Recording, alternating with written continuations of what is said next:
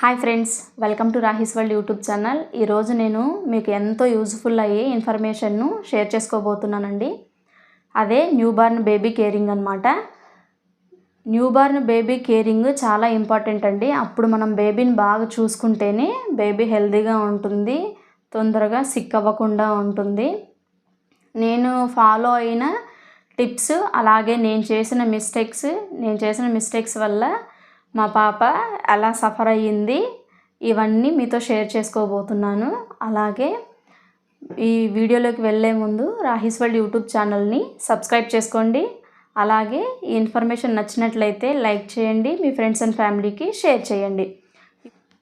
ఎవరైతే డెలివరీకి దగ్గరలో ఉంటారో, అంటే 8th 9th మంత్లో ఉంటారో వాళ్ళు కూడా మన వీడియో చూడండి. అలాంటి వారికి మన వీడియో షేర్ చేయండి. ఇది 100% చాలా యూజ్ఫుల్ టాపిక్ అండి.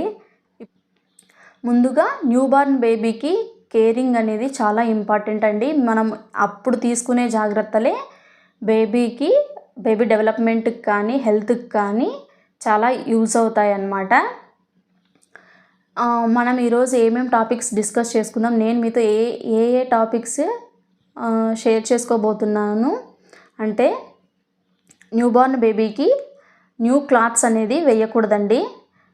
ఎందుకు వేయకూడదో ఇప్పుడు చెప్తాను. అలాగే ఫీడింగ్ ఎలా ఇవ్వాలి, ఎలా ఇవ్వకూడదు, ఫీడింగ్లో మనం చేసే మిస్టేక్స్ ఏంటి ఇప్పుడు డిస్కస్ చేసుకుందాం. అలాగే బేబీకి పౌడర్ ఎలా యూస్ చేయాలి, సోప్ ఎలా యూస్ చేయాలి, ఈ అన్ని థింగ్స్ నేను ఈరోజు మీరు షేర్ చేసుకుంటాను. ఇప్పుడు ముందుగా న్యూ క్లాత్స్ అనేది బేబీకి అసలు ఇవ్వకూడదండి. ఎందుకంటే పెద్దలు కూడా అంటూ ఉంటారు కదా, పుట్టిన వెంటనే పిల్లలకి కొత్త బట్టలు వేయకూడదు, పాత బట్టలు వేయాలి అని చెప్పి. దాని వెనుక కూడా సైన్స్ ఉందండి. ఎందుకంటే న్యూబార్న్ బేబీకి కొత్త క్లాత్స్ వాడడం వల్ల దాని నుంచి అలర్జీస్ వచ్చే ఛాన్సెస్ ఉంటాయండి. లైక్ కొత్త బట్టలు ఎక్కడంటే అక్కడ పెట్టి అమ్ముతూ ఉంటారు, చాలామంది దాన్ని టచ్ చేసి ఉంటారు. దానివల్ల ఆ కొత్త బట్టల మీద బ్యాక్టీరియా వైరస్ కానీ ఇలా చేరుంటుంది కదా. ఆ క్లాత్స్ మనం వేయడం వల్ల బేబీ పుట్టిన వెంటనే ఆ క్లాత్స్ వాడడం వల్ల దాని నుంచి తొందరగా బేబీకి బ్యాక్టీరియా కానీ ఫంగల్ కానీ వైరల్ కానీ ఇన్ఫెక్షన్స్ తొందరగా రీచ్ అవుతాయండి. దానివల్ల బేబీకి అలర్జీస్ వచ్చే ఛాన్సెస్ ఉంటాయి. అందుకనే ఎప్పుడైనా బేబీకి మీరు క్లాత్స్ వాడే ముందు, డెలివరీ ఇంకా దగ్గరలో 9th మంత్లో ఉన్నప్పుడే, మనం 9th మంత్లో ప్రెగ్నెన్సీలో ఉన్నప్పుడే బేబీకి వాడే క్లాత్స్ కానీ టవల్స్ కానీ బట్టలు కానీ ఏవైనా సరే ముందుగా కొనిపెట్టుకొని తర్వాత వాష్ చేసుకొని దాన్ని ప్రాపర్గా శానిటైజ్ చేసుకొని ఆ తర్వాతే వాడాలండి. దాని ద్వారా మనం ఇలాంటి అలర్జీస్ అన్నీ బేబీకి రాకోకుండా చూసుకోవచ్చు. ఫస్ట్ థింగ్ అదండి. తర్వాత sanitization. Newborn once baby born అయిన తర్వాత మనము ప్రాపర్గా హ్యాండ్స్ని శానిటైజ్ చేసుకోవాలండి. అలా శానిటైజ్ చేసుకున్న తర్వాతే బేబీని మనం తీసుకోవాలి. అప్పుడే కాదు, వన్స్ బేబీ పుట్టినప్పటి నుంచి ఒక 4 to 5 months వరకు మనం ఈ శానిటైజేషన్ చేయడం చాలా బెటరు. ఎందుకంటే మన చేతుల మీద ఉన్న ఏదైనా బ్యాక్టీరియా ఫంగల్ ఇన్ఫెక్షన్స్ న్యూబార్న్ బేబీకి తొందరగా రీచ్ అవుతాయండి. దానివల్ల బేబీ చాలా సఫర్ అవుతుంది. అందుకని మీరు ప్రాపర్ శానిటైజేషన్ లేనిది మాత్రం బేబీని తీసుకోవద్దండి. అప్పుడే మనం బేబీ హెల్త్ డిస్టర్బ్ అవ్వకుండా చూసుకోగలము. అలాగే ఫీడింగ్ విషయానికి వస్తే, మేబీ చాలా వరకు బ్రెస్ట్ ఫీడే ఇస్తారు. ఇంకా కొంతమంది పిల్లల్లో మదర్స్కి బ్రెస్ట్ ఫీడ్ మిల్క్ ప్రొడ్యూస్ అవ్వకపోవడం కానీ, బేబీ లేకపోతే హెల్త్ అప్సెట్ వల్ల మదర్ అండ్ డాటర్ దూరంగా ఉండడం వల్ల ఫీడింగ్ ఆగిపోవడం కానీ ఇలా ఉంటాయి కదా. ఫస్ట్ బ్రెస్ట్ ఫీడింగ్ గురించి తెలుసుకుందాం. బ్రెస్ట్ ఫీడింగ్ అన్నది కూడా చాలా ఇంపార్టెంట్ అండి. బ్రెస్ట్ ఫీడింగ్ ఇవ్వడం అనేది కూడా చాలా జాగ్రత్తలు తీసుకోవాలి. లేదంటే బేబీకి ఇండైజెషన్ అవ్వడం, లేకపోతే వామిట్స్ అవ్వడం, మనం ప్రాపర్గా ఫీడింగ్ ఇవ్వకపోతే బేబీ హెల్త్ అనేది అప్సెట్ అవుతుంది. అలాగే మదర్స్ ఫీడింగ్ ఇచ్చేటప్పుడు ముందు బ్రెస్ట్ని వేడి నీళ్ళతో మంచి క్లాత్ తీసుకొని నీట్గా క్లీన్ చేసుకొని ఆ తర్వాత ఫీడింగ్ ఇవ్వాలండి. లేదంటే మన మన మన మనలో ఉన్న స్వెట్ కానీ ఇలా ఏవైనా స్వెట్ ద్వారా మన మీద ఉన్న బ్యాక్టీరియా బేబీకి డైరెక్ట్గా మన మిల్క్ ద్వారా బేబీ స్టమక్లోకి వెళ్ళిపోతుంది. దాని ద్వారా బేబీ సిక్ అయ్యే ఛాన్సెస్ ఉంటాయి. కాబట్టి ప్రాపర్గా బ్రెస్ట్ క్లీన్ చేసిన తర్వాత మళ్ళీ ఇంకొకసారి ఫీడింగ్కి రెడీ అవ్వాలండి. బేబీకి ఎప్పుడైనా సరే ఫీడింగ్ ఇచ్చేటప్పుడు కొంతమంది ఫీడింగ్ ఎలా ఇస్తారంటే మదర్ పడుకొని అలాగే బేబీని కూడా కింద పడుకోబెట్టి బ్రెస్ట్ ఫీడ్ ఇస్తూ ఉంటారనమాట.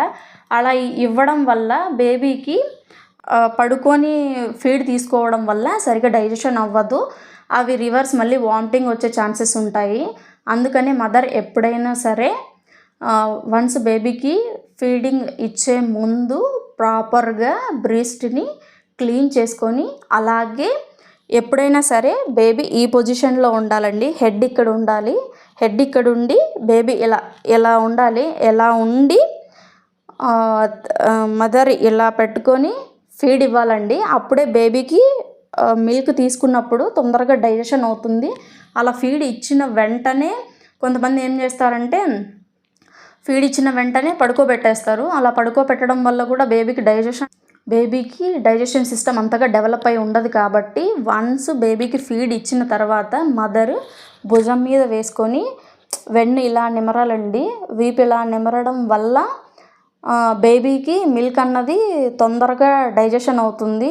ఎప్పుడు మనం అలా ఎంతసేపు అలా అనాలంటే బేబీకి వన్స్ తేప్ అంటాం కదా, అలా ఆ సౌండ్ వచ్చేంత వరకు నిమురుతూ ఉండాలి. అప్పుడే బేబీకి కరెక్ట్గా డైజెషన్ అవుతుందని అర్థం. అప్పుడు బేబీని వెంటనే పడుకోబెట్టుకోకుండా కొద్దిసేపు ఆడించుకోవడం ఇలా చేసి తర్వాత పడుకోబెట్టాలండి. ఇప్పుడు బేబీకి ఫార్ములా మిల్క్ ఎలా ఇవ్వాలో తెలుసుకుందాం. బేబీకి ఫార్ములా మిల్క్ అన్నది 100 degreesలో బాయిల్ చేసిన వాటర్తో మిల్క్ అన్నది మిక్స్ చేయాలండి. మిల్క్ పౌడర్లో మిక్స్ చేయాలండి. అంతేకాని గోరువెచ్చని నీటిలో మాత్రం, అంటే కొంతమంది ఏం చేస్తుంటారంటే గోరువెచ్చని నీరు లేకపోతే మనం వాడే నార్మల్ వాటర్లోనే పౌడర్ వేసి మిక్స్ చేస్తూ ఉంటారు. దీనివల్ల బేబీ స్టమక్ అప్సెట్ అవుతుంది. అలాగే బేబీకి డైజెషన్ సరిగా అవ్వక వామిట్స్ అండ్ మోషన్స్ అవుతూ ఉంటాయి. నేను చేసిన మిస్టేక్స్ కూడా అదే అన్నమాట. అంటే మేము నార్మల్ వాటర్ ఇవ్వకోకుండా లైట్గా గోరువెచ్చగా వాటర్ని మరిగించి దానిలో క్వాంటిటీ కూడా మేము సరిగా ఫాలో అవ్వలేదండి. అంటే మా బేబీ ఎన్నైతే తాగుతుందో, అంటే మేము మిక్స్ చేసేటప్పుడు దాని కన్సిస్టెన్సీ చూసి, అంటే ఇది పలుచుగా ఉంది ఇంకొద్దిగా పౌడర్ యాడ్ చేయడం, లేకపోతే ఇది కొంచెం చిక్కగా ఉంది ఇంకొద్దిగా వాటర్ యాడ్ చేయడం, ఇలా మాత్రం అసలు మిక్స్ చేయకండి. నేను చేసిన మిస్టేక్ అయితే అదే. మా పాపకు అలా నేను ఒక 10 to 15 days ఇచ్చాను. 10 days 15 days అలా ఇవ్వడం వల్ల మా పాపకు వెంటనే మోషన్ అన్నది రాలేదు. మోషన్ ఫ్రీగా రాకపోవడం, మరి అలాగే కంటిన్యూస్గా ఏడుస్తూ ఉండేదన్నమాట. ఎందుకంటే మనం ఇచ్చిన పౌడర్ అది నార్మల్ గోరువెచ్చని నీరు దాంట్లో మిక్స్ చేయడం వల్ల పౌడర్ అనేది ఉడకలేదు కదా. అందుకని మా పాపకి స్టమక్ ఏక్ వచ్చి ఎక్కువగా ఏడుస్తూ ఉండేదండి. అప్పుడు నేను వన్స్ హాస్పిటల్కి తీసుకెళ్ళిన తర్వాత అక్కడ డాక్టర్ అయితే చెప్పారు, మీరు ఏదైనా పౌడర్ని ఎలా మిక్స్ చేయాలంటే బాగా వాటర్ని మరిగించి, ఎప్పుడైతే బబుల్స్ ఫామ్ అవుతూ ఉంటాయో ఉడుకుతూ ఉంటాయో అలాంటి వాటర్ని ఒక 30 ml తీసుకోవాలి. అలానే పౌడర్ ఏ పౌడర్ అయితే వాడుతుంటారో అందులో ఇచ్చిన ఒక స్కూపు ప్లస్ 30 ml బాగా మరిగించిన వాటర్ పోసుకొని, ఆ మరిగించిన నీటిలో పౌడర్ అనేది బాగా ఉడుకుతుందండి. అలా ఇవ్వడం ద్వారా బేబీకి తొందరగా డైజెషన్ అవుతుంది. అంతేకాని నేను చేసిన మిస్టేక్సే మీరు అసలు చేయొద్దండి. గోరువెచ్చని నీటిలో కానీ మనం వాడే నార్మల్ వాటర్లో కానీ బేబీకి ఫార్ములా మిల్క్ పౌడర్ అన్నది మిక్స్ చేయొద్దు. దీనివల్ల చాలా ప్రాబ్లమ్సే ఫేస్ చేయాల్సి వస్తుంది. అలాగే మనం వాడిన ఏవైతే బేబీకి ఫీడింగ్ బాటిల్స్ కానీ గ్లాసెస్ కానీ ఏవైతే వాడతామో వాటిని కూడా మరిగించిన నీటిలో మాత్రమే వాష్ చేసి ప్రాపర్గా క్లీన్ చేసుకొని డ్రై చేసుకోండి. లేదంటే దాని ద్వారా కూడా బేబీకి బ్యాక్టీరియా ఫామ్ అయ్యి స్టమక్లోకి వెళ్ళి స్టమక్ అప్సెట్ అవుతుందండి. అందువల్ల ప్రాపర్గా వాటిని కూడా క్లీన్ చేసుకోవాలి. ఓన్లీ ఒకటే గుర్తుపెట్టుకోండి, న్యూబార్న్ బేబీ ఉందంటే బేబీకి వాడే ఏ వస్తువైనా సరే, ఏ థింగ్స్ అయినా సరే మనం మరిగించిన నీటితో మాత్రమే క్లీన్ చేసుకోవాలి. అప్పుడే దాని మీద ఉన్న వైరల్ ఫంగల్ ఏవైనా బ్యాక్టీరియాస్ ఉన్నా సరే క్లీన్ అయిపోతాయి. అలా ప్రాపర్గా క్లీన్ చేసుకొని వాడితే మాత్రమే బేబీని మనం హెల్తీగా చూసుకోగలము. న్యూబార్న్ బేబీ ఎవరైనా పుట్టిన వెంటనే కలర్ వచ్చేయరండి.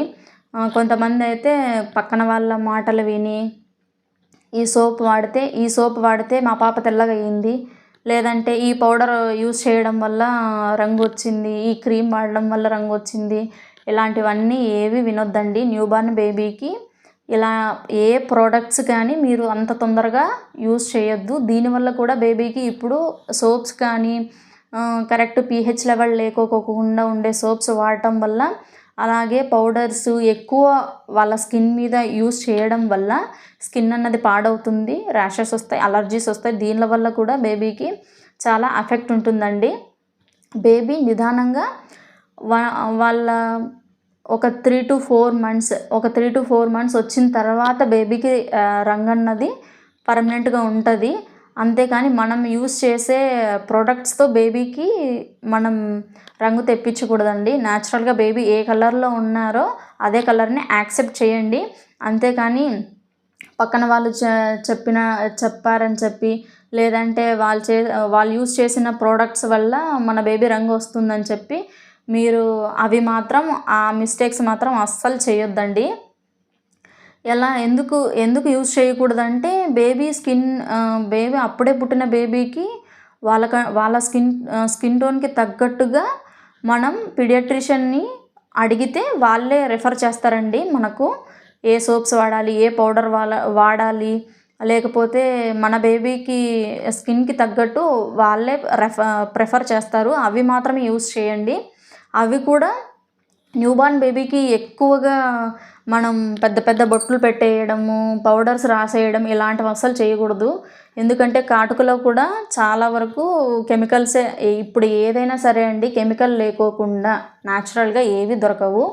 కాబట్టి అదొక్కటి మీరు గుర్తుంచుకొని మీ బేబీకి అసలు ఏవి వాడొద్దండి. ఒక 4 to 5 months వరకు కూడా మీ బేబీకి అసలు ఏం వాడొద్దండి.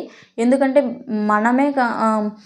మన స్కిన్ ఉన్నట్టు బేబీ స్కిన్ ఉండదు కదా, వాళ్ళది చాలా స్మూత్గా ఉంటుంది. మనం వాడే ఈ కెమికల్స్ వల్ల స్కిన్ అనేది పాడవుతుంది. మనమే మన చేతులారా బేబీ హెల్త్ని పాడు చేసినట్లు అవుతుంది. బేబీకి too much powder, too much oil, too much soap ఇలాంటివి వాడటం వల్ల బేబీ హెల్త్ అన్నది చాలా వరకు దెబ్బతింటుంది.